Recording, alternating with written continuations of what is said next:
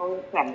सर्वेपि सुखिनः सन्तु सर्वे सन्तु निरामयाः सर्वे भद्राणि पश्यन्तु मा कश्चित् दुःखभाग् भवेत्.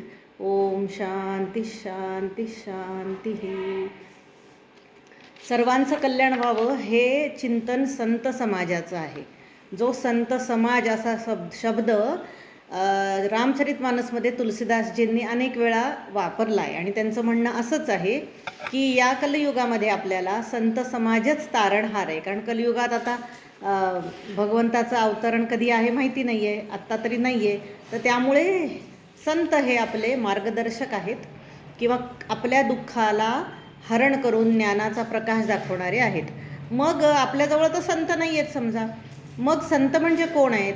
तर संत म्हणजे आपले ग्रंथ, सद्ग्रंथ, जे आपल्याला संत संगती देतात. जे विचार आहेत, गुरूंचेच विचार ग्रंथात आहेत. त्यामुळे गुरु जवळ असो नसो ग्रंथ जवळ ठेवता येतो, आपल्या खोलीत ठेवता येतो, आपल्या उशाशी ठेवता येतो. गुरुला काय उशाशी बसून राहा म्हणता येतं का सदा न कदा? नाही. तर त्यामुळे गुरुपेक्षाही सद्ग्रंथांचं आपल्या दृष्टीने सोयीचं आहे आणि चांगले असतात हे ग्रंथ. तर तुलसीदासांनी सुद्धा गुरु त्यांचे जे आहेत शंकर भगवान, ते त्यांच्या स्वप्नात येऊन सांगतात की अरे काळजी करू नको, मी तुझ्याकडून लिहून घेतो रामचरितमानस. आणि सोप्या अवधी भाषेत जनक मानसात जेव्हा जी बोलली जाणारी भाषा होती त्या भाषेमध्ये त्यांनी रामचरित्र लिहिलं आहे.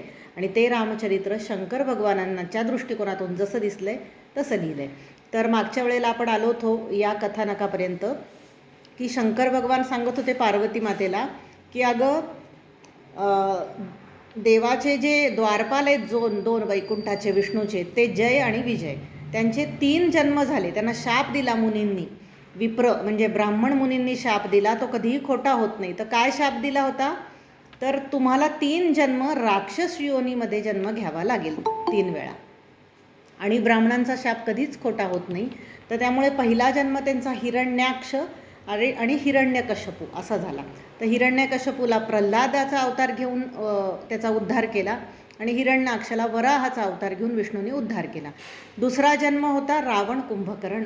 आणि तिसरा जन्म असं मानलं जातं, भागवतात असं सांगितलं आहे की जो तिसरा जन्म आहे तो शिशुपाल आणि वक्रदंत असे राक्षस होते 2. शिशुपालालाही शिरच्छेद करून वध केला कृष्णाने. तर भगवंताच्याच हातून मरण आहे 3ही जन्मामध्ये, अशी त्यांची कथा आहे. अजून एक प्रश्न असा पडतो, आज मला अश्विनीताईंनी विचारला होता वेदपाठशाळेत, तसं बऱ्याच जणांच्या मनात, माझ्याही मनात पडला होता हा प्रश्न, म्हणून मी विचारते की रावणाला का बरं, जर भगवंतच आहेत सगळ्यांच्या मनात विचार देणारे, जर सगळीकडे भगवंत आहेत, आपण असं म्हणतो प्रत्येकाच्या हृदयात आहेत, मनात आहेत, तर दुष्टांना वाईट बुद्धी होतेच कुठून जर त्यांच्या मनात भगवंत आहे तर? आणि का होते? हा एक प्रश्न आहे. तर या प्रश्नाचं उत्तर आजचं विवेचन ऐकताना तुम्हाला मिळेल, नाही मिळालं तर आपण बोलू. तर असे प्रकारचे जन्म यांनी घेतले होते. तर त्याबद्दल, या जयविजयच्या जन्माबद्दल भगवान सांगतायत पार्वतीला. ते असं म्हणतायत की रामजन्माचे पण पार्वती वेगवेगळे हेतू आहेत. त्यांनी असं म्हणले, सोयी जस गाई भगत भवतरही कृपा सिंधू जनहित तरुधरही राम जन्म के हेतू अनेका परम विचित्र एक ते एका. एकापेक्षा एक विचित्र असे कोणी सांगितलेले, कोणी पुराणात लिहिलेले, कोणी श्रुतीत सांगितलेले, कोणी मुनींनी सांगितलेले रामजन्माचे वेगवेगळे विविध हेतू आहेत म्हणे. तर एक हेतू म्हणे मी तुला सांगितला, काय? तर तो हेतू असा होता, परित्राणाय साधूनां विनाशाय च दुष्कृतां धर्मसंस्थापनार्थाय संभवामी युगे युगे.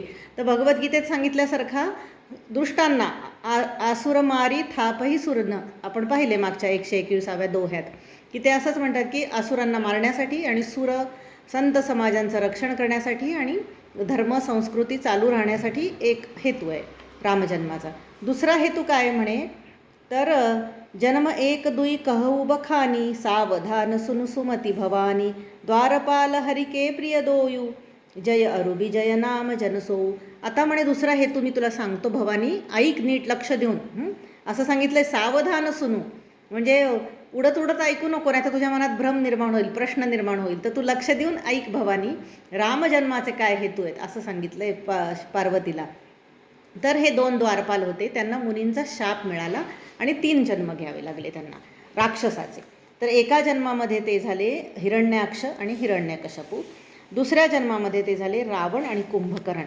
आणि त्यांनी असं म्हटलं आहे, कश्यप आदिती ही त्यांची मातापिता होती. रावण कुंभकर्णांचे मातापिता आदिती होती, मुनींची पत्नी, आणि कश्यप मुनी होते. आणि दशरथ कौशल्या विख्याता हे पण दुसऱ्या जन्मामध्ये आदिती आणि कश्यप मुनी आहेत. ते एका कल्पामध्ये काय बनले तर म्हणे दशरथ कौशल्या बनले एका कल्पामध्ये. म्हणजे बघा, ह्या सगळ्या कथा ऐकल्यावर आपल्या लक्षातच येतं आहे की प्रत्येकाला अनेक रूपं घ्यावी लागलीत. एका आत्म्याला, एका जीवात्म्याला त्याच्या कर्मबंधामुळे वेगवेगळे जन्म मिळालेत. आणि त्याचा आदल्या जन्मात त्यांनी काय कृत्य केलं आहे ते बरोबर त्याचं फेडण्यासाठी दुसरा जन्म आहे. तशा पद्धतीचं आहे.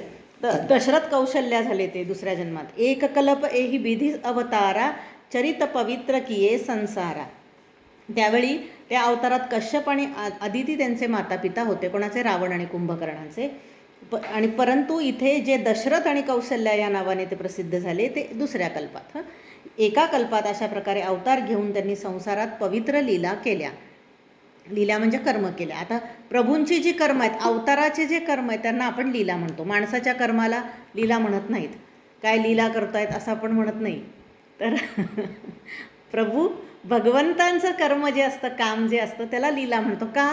तर ती मायेच्या साह्याने केलेली असते भगवंतांनी. तुमच्या आणि माझ्या हातात माया नाही आहे. मायेचे आपण मायाधीश नाही आहोत. मायेच्या उलट वश आहोत. आपण मायेचे दास आहोत. सगळे मायाच आपल्याला नाचवते. उलट प्रभू मायेला नाचवतात. म्हणून मायेला नाचवण्याचं जे प्रभूचं काम आहे अवताराचं, त्याला म्हटलेलं आहे लीला. तर त्यामुळे लीला हा शब्द प्रभूंच्या किंवा संत मंडळी किंवा प्रभूचा अंश असे जे आहेत, लक्ष्मण, शत्रुघ्न वगैरे हे जे लोक आहेत ते प्रभूचे अंश होते. तर त्या सगळ्यांच्या कृतींना आपण लीला, कर्मांना म्हणू शकतो.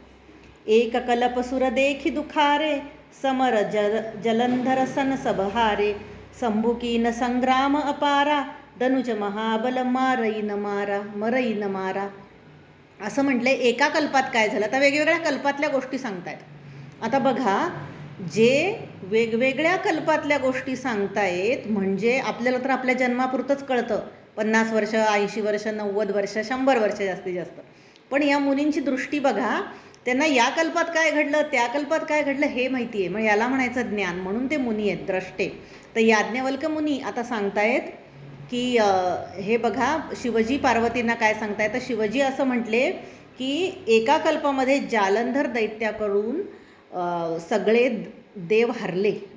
जालंधर नावाचा, किंवा कोणी जलंधर म्हणतं, कोणी जालंधर म्हणतं, असा दैत्य होता महाभयंकर, जन्मला, क्रूर कर्मा. आणि तो देवाच्या विरुद्ध त्यांनी संग्राम पुकारला. जे जे काही चांगलं जगात मंगल पवित्र ते त्याला मनात रुचत नव्हतं. आणि त्या देवांचा त्यांनी नायनाट केला. खूप पराक्रमी शूर होता आणि देव काही त्याला किती प्रयत्न करून मारू शकले नाहीत. संभुकीन, शंकरांनी स्वतः त्याच्याशी संग्राम अपारा, अपार संग्राम म्हणजे युद्ध केलं शंकरांनी पण जलंधराविरुद्ध. परंतु दनुज महाबल मरई न मारा, परंतु तो दानव महाबली होता, तो मेलाच नाही. मग काय असं होत होतं? परमसती असुराधिपनारी, तेही बल तही न जितही पुरारी. तर म्हणे एक गोष्ट अशी होती, त्याची पत्नी जी होती ती अतिशय पुण्यवान होती. आणि त्या पत्नीचं पुण्याचं बळ पतीला मिळालं होतं. त्या बळामुळे, त्या तेजामुळे, त्या पुण्यकर्मामुळे हा मारला जात नव्हता. म्हणजे ह्याच्यातून काय शिकायचं आहे की आपल्या आसपास जवळपास जर पुण्यवान व्यक्ती असेल, संत संगती, पुन्हाही त्याचा प्रभाव किती असतो बघा. त्या पुण्याचा प्रभावाने हा दैत्यसुद्धा मेला जात नव्हता. काय असतो असा पुण्याचा प्रभाव? तर समजा एखादी व्यक्ती खूप चांगली, एखाद्याचं मूल खूप खोडकर आहे, शाळेत गुरुजी शिकवतायत आणि एक मुलगा अत्यंत व्रात्य, इथे वांड शब्द आहे या भागात, कोल्हापूर भागात वांड आहे मुलगा फार. ते म्हणतात, अरे तुला मारलं असतं पण तुझे आईवडील फार चांगले सज्जन आहेत ना, म्हणून तुला सोडून देतो, असं म्हणतात की नाही. म्हणजे हा पुण्याईचा प्रभाव आहे की चांगल्या सत्कर्माचा प्रभावामुळे दुष्कृतांना किंवा दुष्ट लोकांना त्याचं संरक्षण मिळतं. तसं जलंधरला संरक्षण होतं त्याच्या पत्नीचं. त्यामुळे दैत्य तो काही मारलाच जात नव्हता. अनेक अस्त्र टाकली, अनेक हे केलं, तर पुण्याईचं कवच होतं पत्नीच्या त्याच्याभोवती, असं म्हणतात. एक कोण बरं, एक त्या गुरूंचं मी नाव विसरले, त्यांची मी एक ऑडिओ क्लिप ऐकली होती. त्यांनी असं म्हणलं आहे, पती पत्नीचं नातं असं आहे म्हणे. प्रयोगशाळेत यूट्यूब बघितली आहे सगळ्यांनी. यूट्यूब म्हणजे यू आकाराची एक परीक्षा नळी असते, मराठीत त्याला आपण परीक्षा नळू म्हणू, पण त्याला असा अक्षरासारखा इंग्रजी आकार असतो. त्याच्यात एका बाजूनी पाणी टाकलं, एका टोकाने, 2 टोकं असतात त्याला उजवीकडच्या टोकातून पाणी टाकलं तरी आपल्याला असं वाटतं डावीकडच्या टोकातलं पाणी खाली जाईल, उजवीकडचं वाढेल, पण नाही. पाण्याची लेवल दोन्हीकडे सारखी. दुसरीकडून पाणी टाकलं तरी पाण्याची लेवल दोन्हीकडून सारखी. याचा अर्थ काय की कुठूनही पाणी टाका ते यूट्यूबचं लेवल सारखी राहते. तसं नातं पती पत्नींचं आहे म्हणे. पती आणि पत्नी यापैकी एकाने जरी पुण्यकर्म केलं तर दोघांची लेवल वर येते, एकाने कुकर्म केलं तर दोघांची लेवल खाली. म्हणजे ही अशी जोडगोळी देवाने अशी बनवली आहे पती पत्नींची की त्यांना एकमेकांचे कर्म असे बाधक किंवा अडकवलेले एकमेकांच्या कर्मात. तर त्यामुळे इथं जलंधरला या पत्नीची पुण्याही उपयोगी पडत होती आणि त्यामुळे त्याचा नायनाट होत नव्हता. 1 मिनिट. हां. छल करी टारे उता सुब्रत प्रभु सुर कारज कीन जबते ही जाने उमर मतब रामा श्राप कोप करी दीन सियावर रामचंद्र पद जय शरणम मंगल भवन अमंगल हारी द्रवौ सुदशरथ अजरी बिहारी. तर असं म्हटलं की मग शेवटी प्रभूंनी एक छल कपट केलं की या सतीचं पुण्य कमी करण्यासाठी तिचा व्रतभंग केला, तिचं पुण्य कमी केलं आणि त्यांनी मग त्या असुराला मारलं. आणि जेव्हा त्या सतीला कळलं की माझे असं व्रत ह्यांनी भंग केलं, मला फसवलं, तेव्हा त्या पत्नीने जलंधरच्या शाप दिला. कोणाला शाप दिला? खुद्द भगवंतांना. आणि असं झालं होतं, युद्ध करत होते शिवजी, पण त्या शिवजींना मदत करत होते विष्णू. विष्णूंना समजलं की अरे जोवर हिची पत्नी पुण्यवानी इकडं तपाला बसली आहे तोवर ह्या शिवजी काही आपले जिंकणार नाहीत आणि हा असुर मरणार नाही. त्यामुळे विष्णू हे तिला फसवायला गेले. त्यामुळे त्यांनी शाप दिला विष्णूंना, शिवजींना नाही. तर विष्णूंना तिने शाप दिला की तुला पृथ्वीवर जन्म घ्यावा लागेल आणि तेव्हा तुला पत्नीचा दुःख विरह सहन करावं लागेल. तर असा शाप त्यांना मिळाला की पत्नीच्या विरहाचा त्रास सहन करावा लागणार आहे. तासु श्राप हरी दीन प्रमाणा कौतुक निधी कृपाल भगवाना तहा जलंधर रावण भययू रणहती राम परमपद दयहू. तर मग तोच हा जलंधर पुढच्या जन्मात रावण बनला आणि मग त्या रावण जन्मात त्यांनी प्रभूंनी रणामध्ये त्याला मोक्ष दिला. म्हणजे प्रभूंच्या हाती तो मेला, रामाच्या हाती, आणि त्याला मोक्ष मिळाला. हे एक जन्माचं कारण सांगितलं. एक जन्म कारण एहा जेही लगी राम धरी नरदेहा प्रति अवतार कथा प्रभू केरी सुनु मुनी बरनी कबी न घनेरी. आता अजून एक तुला कारण सांगतो, रामजन्म का घ्यावा लागला भगवंतांना म्हणे. त्याचं अजून एक वेगळं कारण आहे, ते तू ऐक भवानी. असं एक कारण होतं की ज्यासाठी प्रभू रामजींना मनुष्यधर्म घ्यावा लागला म्हणे. तर हे आता याज्ञवल्क सांगतायत. इथे वक्ता बदलला आहे आणि आता शिवपार्वती संवाद होता, तर तिथे आता याज्ञवल्क आणि भरद्वाज मुनी असं संवाद चालाय. तर ते म्हणतात की हे तुम्हाला शिवजींनी सांगितलेली 2 कारणं आहेत, पण हे भरद्वाज मुनी ऐका की अजून एक कारण आहे की ज्या कारणाने रामांना अवतार घ्यावा लागला, परब्रह्माला रामजन्म घेऊन अवतार घ्यावा लागला. ते कारण कोणतं? तर म्हणे नारद साप दीन एक बारा कलप एल ते गिलगे अवतारा गिरिजा चकत भई सुनिबानी नारद विष्णू भगत पुनि ज्ञानी. तर याज्ञवल्क मुनी सांगतायत भरद्वाज मुनींना की शंकर सांगत होते पार्वतीला.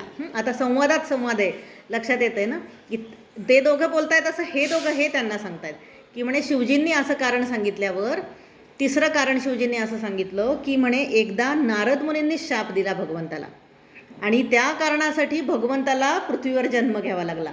आणि मग हे ऐकून गिरिजा चकित झाली पार्वती की अरे बापरे, तुम्ही हे काय सांगताय? खुद्द नारद जे नारायण करून अगदी सच्चे भक्त भगवंताचे, ते भगवंताला शाप कसे देतील? तर नाही म्हणे, त्यांनीच शाप दिला. आणि तो काय कारणाने दिला ती कथा आता पुढे ते सांगतायत. कारण कवन श्राप मुनी दीना का अपराध रमापती कीना यह प्रसंग मोहि कहू पुरारी मुनी मन मोह आचरज भारी. मग ती भवानी म्हणाली शिवजींना की अरे बापरे, तुम्ही असं म्हणताय की प्रभूंना अवतार घ्यावा लागला, पृथ्वीवर जन्म घ्यावा लागला, तो शाप दिला नारद मुनींनी. नारद मुनी भगवंतांना शाप देऊ शकतायत, हे कसं काय? काय असा अपराध घडला की ज्यामुळे नारद मुनींनी भगवंतांना शाप दिला? तर हे जे काही आहे ते मला तुम्ही सांगा, लवकर सांगा. पुरारी असं म्हणले, म्हणजे त्रिपुरारी, त्रिपुरासुराचा वध करणारे जे भगवन ते पुरारी. तर पार्वती बऱ्याच वेळेला पुरारी अशा नावाने इथे रामचरितमानसमध्ये भगवंतांना म्हणते, शिवजींना. तर ती म्हणते, मुनी मन मोह आचरज भारी, माझ्या मनामध्ये खूप आश्चर्य वाटते की असं काय कारण घडलं की नारद मुनींना शाप द्यावा वाटला, तर ते तुम्ही सांगा. बोले बिहसी महेश तब ज्ञानी मूढ न कोई, जेहि जस रघुपति करहि जब, रामा सो तस तेहि छन होई, सियावर रामचंद्र पद जय शरणम, मंगल भवन अमंगल हारी, द्रवऊ सुदशरथ अजिर बिहारी. तर म्हणे म्हणजे हसून म्हणाले शंकर, बिहसी महेश तब बोले, काय म्हणाले, ज्ञानी मूढ न कोई, कोणी ज्ञानी नाही आहे कोणी मूढ नाही आहे. तू म्हणतेस की नारद मुनी तर एवढे ज्ञानी आणि त्यांनी मूढ होऊन कसं काय भगवंताला शाप दिला बरं. तर म्हणे गंमत हीच आहे, माया आपल्याला दाखवते हे सगळं, कोण ज्ञानी आणि कोण मूढ आहे, ही जी आपली कल्पना आहे ही मायेचा विलास आहे. तर कोण ज्ञानी आहे, कोण ज्ञानी आणि कोण मूढ आहे हे कोण ठरवतं, रघुपती ठरवतात. म्हणे जेही जसं रघुपती करबी जब, रघुपती ज्याला जसं बनवतात सो तसं तेही छन होई, तसं त्या क्षणातच तो होतो. रघुपतींची इच्छा असली याला मूर्ख बनवावं तर क्षणात तो मूर्ख बनतो. रघुपतींची इच्छा असली, रघुपती म्हणजे परमात्मा या अर्थाने इथे, त्याची इच्छा असली याला हुशार बनवावं तर हुशार बनतो. आपण शंकराचार्य चरित्रात बघितलेलं आहे ना, छाटी धुणारा त्यांचा गिरी नावाचा शिष्य होता शंकराचार्यांचा, छाटी धुवायचा, मूढमती होता, त्याची मती थोडीशी मंद होती, मूढ पण नाही, मंद मतीचा होता. आणि मग तो सगळे उपनिषद शिकायला बसायचे झाडाखाली.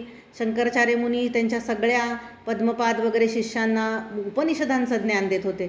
पण हा गिरी मात्र ऐकायचा पण त्याला काही विशेष कळायचं नाही. मग तो काय करायचा, कपडे घ्यायचा, गुरूंची अत्यंत सेवा करायचा, रात्री झोपले शंकराचार्य पाय दाबायचा, त्यांचे कपडे धुवायचा, त्यांना काय हवे नकोय बघायचा, असा तो गिरी शिष्य सेवा करायचा.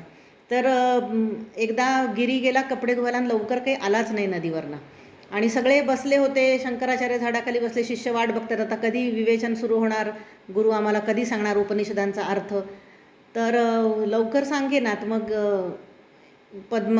पद्मपाद नावाचा जो शिष्य होता तो म्हटला, गुरु स्वामी आम्हाला सांगा अर्थ, का आज उशीर का करताय. तर शंकराचार्य म्हणाले की अरे अजून गिरी आला नाही आपला. मग शिष्य इतर म्हणाले की गिरी काय येऊन न येऊन पण सारखाच, येऊन काय न येऊन सारखा, या दगडासारखा. मग गुरूंना ते आवडलं नाही, गुरूंचं सगळ्यांवर सारखं प्रेम असतं. पण त्यांना हा अहंकार वाटला की ह्या माझ्या दुसऱ्या शिष्याला अहंकार झाला आहे, हे पण गुरुला आवडलं नाही, आणि एकाला मूढ म्हणतायत ते पण त्याला आवडलं नाही. दुःख, डबल दुःख, दुहेरी दुःख झालं गुरूंना. मग त्यांनी काय लीला केली, तेवढ्यात गिरी आला आणि गिरीकडे बघितलं, नुसती कृपा दृष्टी टाकली शंकराचार्यांनी आणि त्याला सांगितलं, का रे तुला एवढा का आज उशीर झाला. तो म्हणला काय करू, पूर आला होता म्हणून उशीर झाला कपडे धुवायला. बरं ठीक आहे, मी तुला आत्तापर्यंत काय काय शिकवलं लक्षात आहे का सांग बरं, असं विचारलं आणि कृपादृष्टीने नुसतं बघितलं. आता शंकराचार्य म्हणजे साक्षात भगवंत शिवांचे अवतार आहेत असंच मानलं जातं. तर त्यांनी नुसती कृपादृष्टी टाकली तर त्यांनी तोटक नावाच्या छंदात इतकी सुंदर उपनिषदांचा सारांश लिहिला आहे संस्कृतमध्ये, तर तो प्रसिद्ध झाला. आणि म्हणून सगळ्यांनी टाळ्या वाजवल्या की सगळ्या उपनिषदांचा सारांश, जे वर्ष हे सगळे शिष्य शिकतायत त्याचं सगळ्याचं सार काढून, मर्म काढून, बरोबर ते छंदात बसवून ह्यांनी रचना केली गिरीनीती. आणि त्यामुळे त्याचं नाव गिरी न पडता तोटकाचार्य तेव्हापासून म्हणायला लागले त्याला सगळे आणि शंकराचार्य. तर ज्ञानी कोण आहे, मूढ कोण आहे, काही सांगता येत नाही का, काहीच असं ठरवता येत नाही. राम ज्याला जसं बनवतो तसा तो होतो. एका क्षणात पंगुल्लंग येते गिरीम, जर कृपा झाली तर आता एका क्षणात वर चढलेला खाली उतरतो, खाली पडतो. तर ही सगळी त्याची कृपा आहे. तर कृपेशिवाय काही शक्य नाही असं थोडक्यात इथे तुलसीदासांना म्हणायचं आहे. तर जेही जसं रघुपती करही जब, सो तसं तेही छन होई. तसं नारद मुनींच्या बद्दल पण झालं. काय गंमत झाली बघू, ऐकू आपण आता. हिमगिरी गुहा एक अति पावनी, बह समीप सुरसरी सुहावनी, आश्रम परम पुनीत सुहावा, देखी देह ऋषी मन अतिभावा. एकदा देवर्षी नारद प्रवास करत होते. प्रवास करता करता त्यांना पृथ्वीवर यायची आवड होती. पृथ्वीवर काय चाललंय काय नाही बघायची त्यांना मनापासून आवड अनेकदा. आणि त्यांना हे वरदान होतं नारद मुनींना की तुम्ही भ्रमण तिन्ही लोकात सगळीकडे करू शकाल. तर त्यामुळे ते भ्रमण करतच राहत असतात दरवेळेला. आणि एकदा ते पृथ्वीवर आले असता त्यांना हिमगिरीजवळ एक सुंदर गुहा दिसली. त्या गुहाजवळ सुंदर खळखळ खळखळ करत शुभ्र पाणी नदीचं वाहत होतं, अमृतमय पाणी. आणि सुंदर वनश्री होती, अतिशय सुंदर आश्रम होता. ते बघून त्यांचा असं मन अगदी मोह झाला मनाला, इथे बसावं आणि ध्यान लावावं. आता चांगल्या माणसाला मोह काय होणार, तर ध्यान लावावा असं मोह होणार. तर ते तिथे छान नारद मुनींना तो परिसर खूप आवडला. निरखी शैलसरी बिपिन बिहागा, भयौ रमापदी पद अनुरागा, सुमिरत हरिही श्राप गधिबाधी, सहज बिमल मनी लागी समाधी. आणि मग त्यांनी सुंदर असं जागा ती बघितली. पर्वत, नदी, वनांच्या सगळ्या विभागांना बघून त्यांना भगवंताच्या करणीचा आनंद वाटला, की काय माझे भगवंत, किती सुंदर निसर्ग निर्माण केला आहे. आणि भगवंताच्या चरणी प्रीती अजून जडली आणि डोळे मिटले. आणि सहजच गधिकुमार ते जे काही होते म्हणजे आपले नारद मुनी, त्यांचा तिथे समाधी लागली. आणि अतिशय आनंदाने त्यांची विचारांची गती थांबली. स्वच्छ निर्मळ पाण्यासारखं मन स्वच्छ झालं आणि तिथे समाधी लागली. मग काय झालं, सुनासी रमन महू अति त्रासा, चहत देव ऋषी मन पुरबासा, जे कामी लोलुप जगमाही, कुटिल काक इव सबही डेराही. आता मग इतकी समाधी लागली, किती वर्ष निघून गेले तरी नारद मुनींची समाधी काही संपत नव्हती. मग इंद्राच्या मनात भीती निर्माण झाली. सुनासी रमन महू म्हणजे मोह असा झाला, की अरे बापरे, हे देव ऋषी आता माझ्याही पुढे जातील, हे इंद्रपद इंद्रांचा म्हणजे देवाचा राजा होतील, माझं राजपद घेतील, म्हणून इंद्राला खूप वाईट वाटलं. आता असं म्हणलंय त्यांनी, की जगतात जे कामी आहेत आणि लोभी आहेत, त्यांना वाटतं दुसरा पण लोभी आहे आणि दुसरा पण कामी आहे. आता ह्यांना कशाला राज्य पाहिजे नारद मुनींना, ते काही सिंहासनाला लोलुपलेले नव्हते, आसुसलेले नव्हते. पण जो चोर असतो त्याला वाटतं दुसरा पण चोर आहे. ज्याचा एखाद्या गोष्टीवर डोळा असतो त्याला वाटतं सगळ्यांचाच डोळा त्याच्यावर आहे, आणि म्हणून तो तसा प्रयत्न करतो. तसं ह्यांना इंद्राला असं वाटलं, की बापरे, कुटील कावळ्यासारखे ते म्हणे सगळ्यांना भीतात. कोण, कामी लोक आणि लोभी लोक.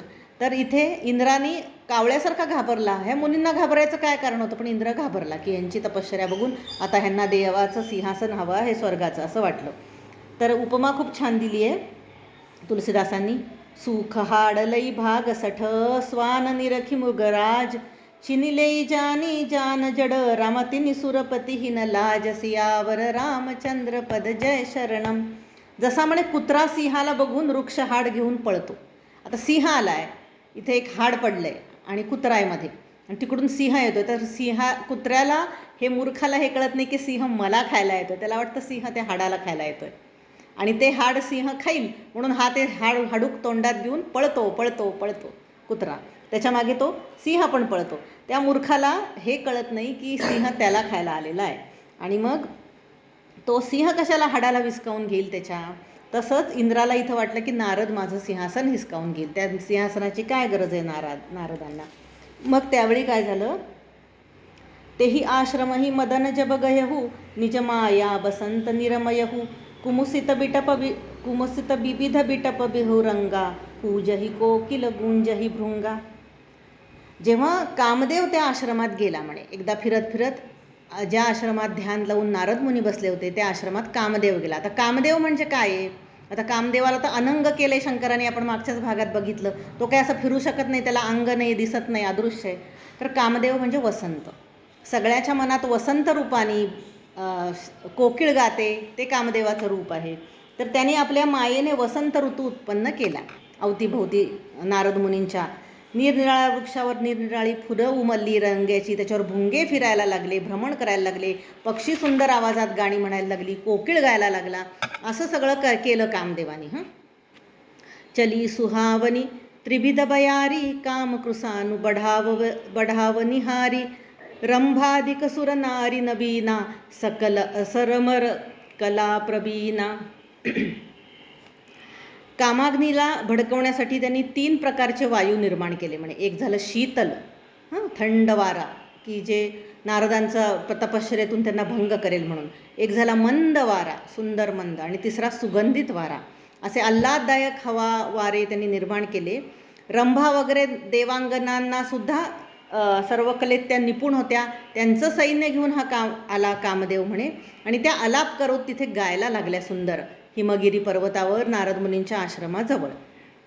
परंतु या सगळ्यांना बघूनसुद्धा, ऐकूनसुद्धा, बघितलं तर नव्हतेच, डोळे बंद होते, नारद मुनींची तपश्चर्या भंग झाली नाही. शेवटी कंटाळून कंटाळून कंटाळून कामदेव आणि त्याचं सैन्य निघून गेलं, परंतु समाधी भंग झाली नाही नारद मुनींची. सहित सयाह सभीत अति मानिहारी मनमैन गहेसी जाई मुनि चरण तब रामा कही सुठी आरत बैन सियावर रामचंद्र पद जय शरणम. तेव्हा मग आपल्या सगळ्या सहाय्यकांना घेऊन सुद्धा हार पत्करल्यावर कामदेव घाबरला.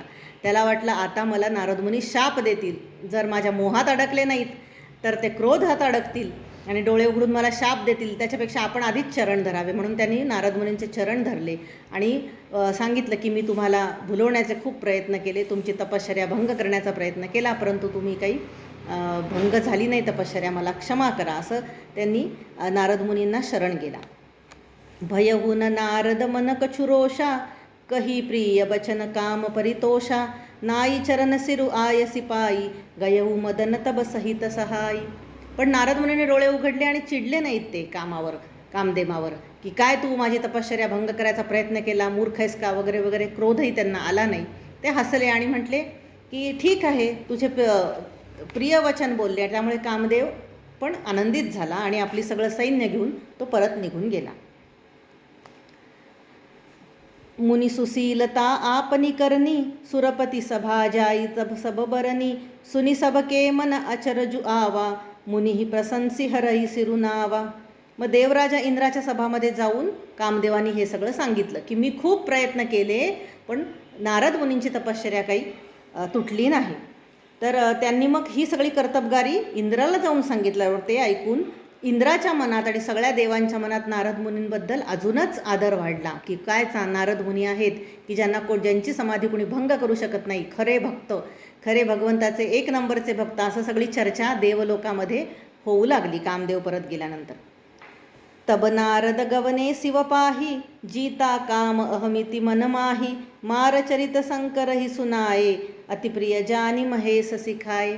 मग नारद मुनी शंकरांकडे गेले आणि शंकरजींना त्यांनी थोडंसं हसत हसत सांगितलं की म्हणे तुम्हाला काही मला सांगायची काही गरज नाही आहे, पण सांगतो की कामदेव मला माझी तपश्चर्या भंग करायला आला होता, पण तरीसुद्धा माझी तपश्चर्या काही भंग झाली नाही, असं त्यांनी सांगितलं. कामदेवाला मी जिंकलं आहे आणि असं कामदेवाला जिंकणारा प्रिय भक्त भगवंताचा मी आहे, असं त्यांनी सांगितलं. मग शंकरजींनी ते ऐकलं आणि मग शंकरजी काय म्हणले, बार बार बिनवऊ मुनी तोही जिमयह कथा सुनायहु मोही तिमिजनी हरिही सुनाहू कबहू चलेहू प्रसंग दुरायहू तबहू. शिवजींनी ते सगळं ऐकून घेतलं. शिवजी हुशार होते. ते म्हणले एक सांगू का नारदा तुला, तू मला सांगितलंस ही गोष्ट चांगली झाली, पण तुझ्या भगवंतांना विष्णूला कधीही हे सांगू नकोस, आणि जरी तुला सांगण्याचा मोह झाला तरी टाळ, की भगवंतापासून ही गोष्ट लपव की तू कामदेवाला जिंकलेस म्हणून. संबुदीन उपदेशहित नही नारद हि सोहान भरद्वाज कौतुक सुनहू रमा हरि इच्छा बलवान सियावर रामचंद्र की जय रामचंद्र पद जय शरणम.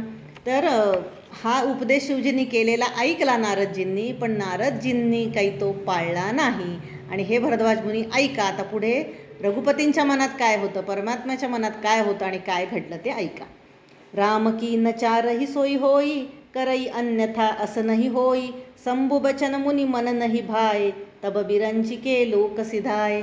रामाच्या जे मनात असतं तेच होतं आणि रामाच्या जे मनात नाही आहे ते कधीही कदापि होत नाही, असं सांगितलं आहे. आणि त्यामुळे शंभूचे जे वचन होतं शिवजींनी सांगितलेलं ते काही नारदजींनी पाळलं नाही आणि ते बिरंची म्हणजे ब्रह्मदेवाकडे जायला निघाले. एक बार करतल बरबीना गावत हरिगुण गान प्रवीणा क्षीर सिंधू गवने मुनिनाथा जह बस श्रीनिवास श्रुती माथा. मग एकदा नारद वीणा घेत घेत त्यांचं तौंबर वीणा घेत गाणं म्हणत नारायण नारायण म्हणत आपल्या लाडक्या भगवंतापाशी क्षीरसमुद्राजवळ जिथे लक्ष्मी त्यांचे पाय चेपती अशा ठिकाणी नारद मुनी आले. कामचरित नारद सब भाषे. आणि मग जरी शंकरजींनी सांगितलं होतं की सांगू नकोस तू हे कामदेवाला तुझा हे केलंस, हरवलंस म्हणून, तुझा व्रतभंग झाला नाही, तुझं तपश्चर्या टिकली, हे तू काही सांगू नकोस. तरीसुद्धा त्यांनी सांगितलं. कामचरित नारद सब भाषे यद्यपि प्रथम बिरची शिव राखे. शिवजींनी सांगितलं होतं तरीसुद्धा त्यांनी ऐकलं नाही आणि सगळं सांगितलं. अतिप्रचंड रघुपती कै माया जेही न मोह असको जग जाया. रघुपतीची माया अगाध आहे. कोणाला मोह होत नाही स्वतःची स्तुती सांगण्याचा. तो म्हणे नारद मुनींनाही झाला की मी काय केलं, माझा पराक्रम मी कसा सांगतोय, कधी सांगतोय असं त्यांना झालं होतं. त्या मोहेच्या काय म्हणतात अहंकार किंवा मोहाच्या पारड्यातून हे पण सुटले नाहीत नारद मुनी. रूख बदन करी बदन मृदू बोले श्री भगवान तुम्हरे सुमिरन ते मिटही रामा मोह मार मद मानसियावर रामचंद्र पद जय शरणम. मग हे सगळं ऐकून भगवंत काय म्हणाले, भगवंतांचा चेहरा रुक्ष झाला थोडासा आणि पण कोमल वाणीने ते असं म्हणाले, हे मुनिराज, आपले स्मरण करण्याने दुसऱ्यांचा मोह काम मद हे सगळं नारद मुनींचं स्मरण केल्याने नष्ट होतं. मग तुमचा मोह मद नष्ट झाला ह्यात विशेष काय आहे, तर त्याबद्दल काय सांगावे, तुम्ही तर खूपच मुनिश्रेष्ठ आहात, अशी स्तुती केली. नारद कहेहु सहित अभिमाना कृपा तुम्हारी सकल भगवाना करुणा निधि मन दीख बिचारी उर अंकुरेहु गर्भ तरु भारी. नारदजींनी अभिमान अजून वाढला नारदजींचा असं म्हटल्यानंतर भगवान, आणि ते असं म्हटले की हे भगवान, ही तर सगळी आपली कृपा आहे. आता म्हणताना ते सगळे म्हणले की देवा ही तुझी कृपा आहे, पण मनात मात्र होतं की मी कसं कामदेवाला शरण गेलो नाही. आणि म्हणून मनामध्ये त्यांनी असा विचार केला भगवंतांनी की या गर्भरूपी ताठ्याचा अंकुर पैदा होताच, आत्ता लहान अंकुर आहे तोवरच छेडावा, ह्याचा वृक्ष होईपर्यंत वाट बघू नये. तर अंकुर आहे आत्ता, माझ्या परमभक्त नारद मुनींच्या मनामध्ये अहंकाराचा अंकुर निर्माण झाला आहे, त्याचं तत्क्षणी छेदन करावं, तोडून टाकावा. जसं शंकराचार्यांना वाईट वाटलं की अरे माझ्या शिष्यांना अहंकार निर्माण झाला आहे, तो अहंकार नष्ट करावा म्हणून त्यांनी गिरीच्या मुखातून वदवून घेतलं चांगलं स्तोत्र. तसं इथे विष्णू भगवानांना असं वाटतं आहे की अरे नारद मुनींच्या मनात अहंकार एक क्षणही शोभा देत नाही, त्या अहंकाराचं निराकरण करू, काहीतरी युक्ती करू की नारदजींचा हा अहंकार निघून जाईल. बेगी सोमय डारयू उखारी परहमार सेवक हितकारी मुनिकर हित मम कौतुक होई अवसी उपाय कर बिमय सोई. मी त्यांना तात्काळ हे जो अंकुर अहंकाराचा उगवला आहे अभिमानाचा माझ्या भक्ताच्या मनात, त्याला मी तात्काळ उखडून टाकलं पाहिजे असं देवाला वाटलं. कारण काय, तर सेवकांचं हित, परमसेवकांचं हित मी करणार नाही तर कोण करणार, मला हे काम केलंच पाहिजे असं भगवंतांना वाटलं. आता निश्चितच असा उपाय मी करतो की अवसी उपाय कर विमय सोयी, की ज्यामुळे मुनींचं कल्याण होईल आणि माझा खेळ होईल, असं भगवंतांनी ठरवलं. मग काय केलं, तब नारद हरिपद परसिर नाई चले हृदय अहमिती अधिकाई श्रीपती निज माया तब प्रेरी सुनहु कठीण करणी तेही केरी. आणि मग भगवंतांना नमस्कार करून डोकं टेकून नारद मुनी जायला निघाले शेषशाही विष्णूपासून लांब परत. तेव्हा मग पुढे काय गंमत केली, मग भगवंतांनी सगळीकडे माया पेरली असं आपण म्हणू, की मायेला प्रेरित केले त्यांच्या, आणि एक खेळ आता खेळायचा ठरवला ह्यांचा अहंकार हरण करण्यासाठी नारद मुनींचा. तर ती गोष्ट आता तुम्ही ऐका. बिरचेहू मग महू नगर तेही सतजोजन विस्तार श्रीनिवास पुरते अधिक रामा रचना विविध प्रकार सियावर रामचंद्र पद जय शरणम.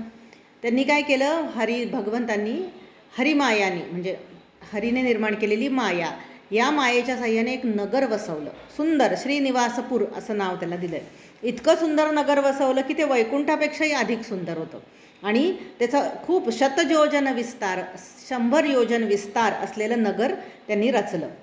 बसही नगर सुंदर नरनारी जुहुबनु मनसित रतिय तनुधारी तेही पुर बसई सील निधी राजा अगणित हयगय सेन समाजा.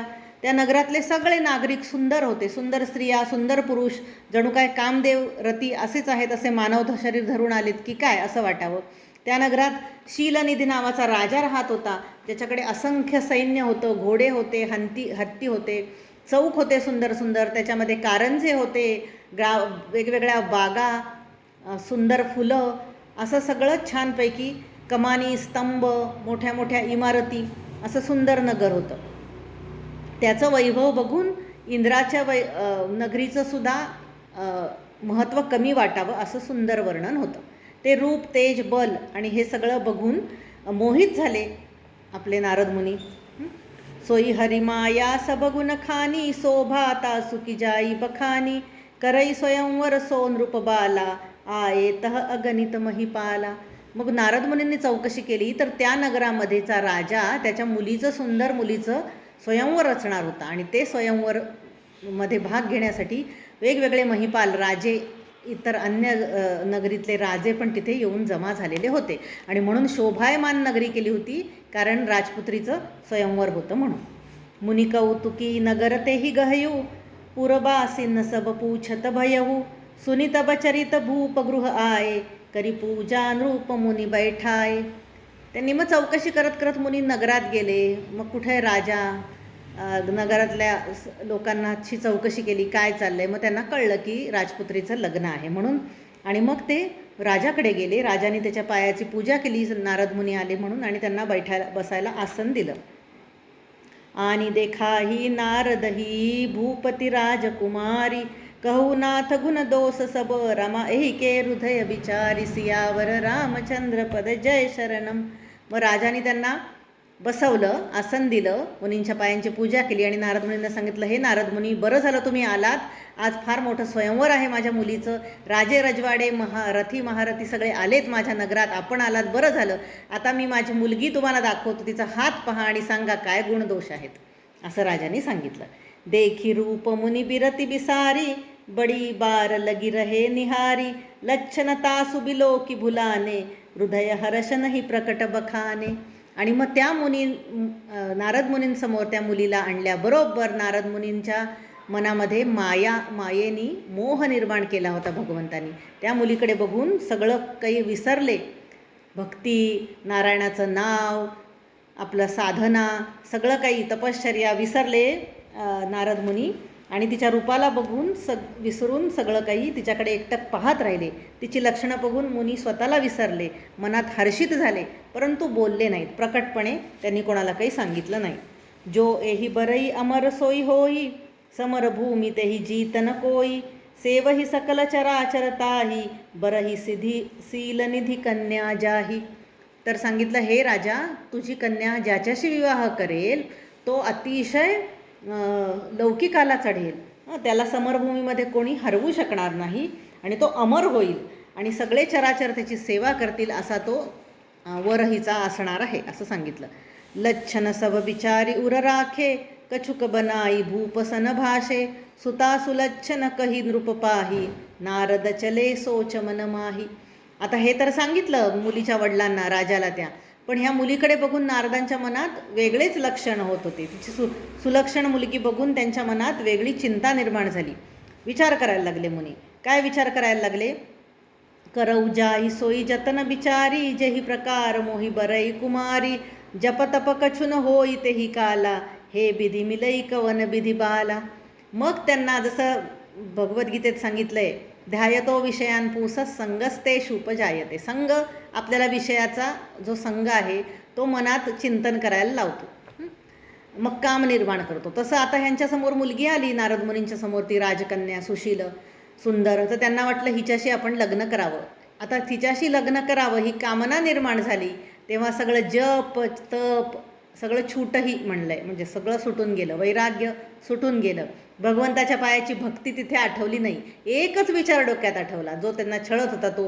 काय केलं म्हणजे ही माझ्याशी लग्न करेल. एवढे राजरजवाडे आले, त्यांना हार न घालता हिने माझ्या गळ्यात वरमाला घालावी, अशी मी काय युक्ती करू, असं नारद मुनी मनात चिंता करायला लागले.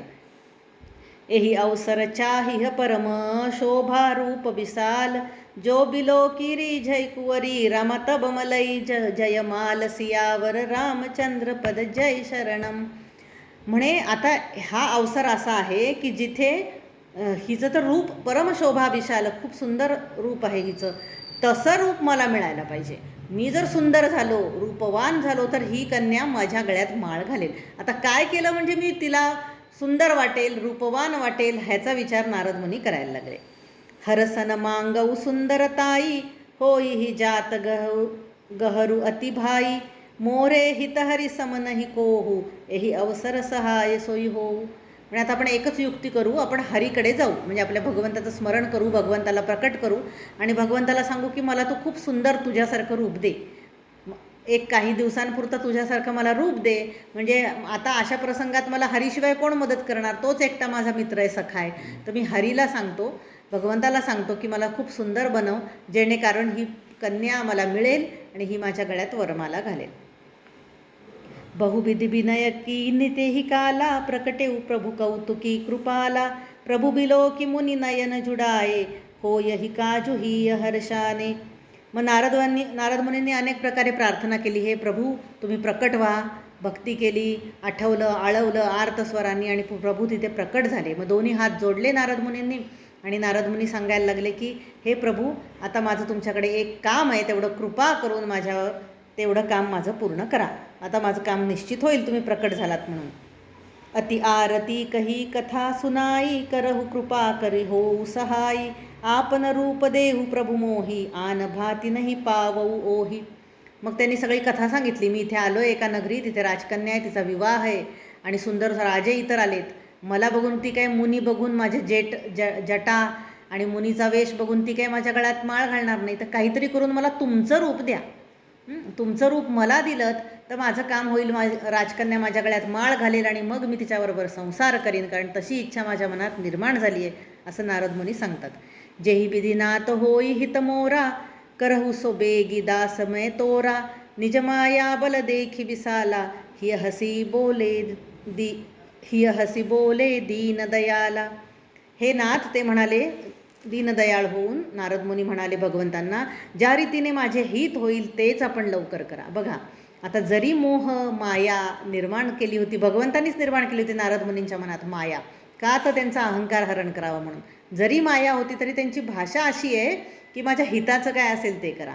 म्हणजे भक्ताचं हेच लक्षण आहे की मोह निर्माण झाला तरी स्वतःचं कल्याण हित माझं व्हावं असंच त्यांना वाटतं. अर्जुनानी पण असंच केलं आहे. जरी एवढा सगळा अर्जुन विषाद निर्माण झाला होता, मोह निर्माण झाला होता, शस्त्र टाकली होती, युद्ध करणार नाही म्हटला, तरी भगवंताला तो म्हणतोय की यत श्रेयस, जे काही श्रेयस आहे मला कल्याणकारक आहे तेच तू मला सांग, ब्रूहि तन्मे, तेच मला सांग, असं म्हणतो तो. तसं इथे पण नारद मुनी म्हणतात की माझ्या हिताचं काय आहे ते तुम्ही मला सांगा कृपा करून, पण तुमचं रूप मला द्या, मी आपला दास आहे आणि तुमच्या मायेचं विशाळ बळ बघून तुम्हाला काही अवघड नाही की मला तुमचं रूप देणं, तुमचं रूप मला दिलं की माझं काम होईल. जेही विधी होयसी परमहित, नारद सुनहु तुम्हार.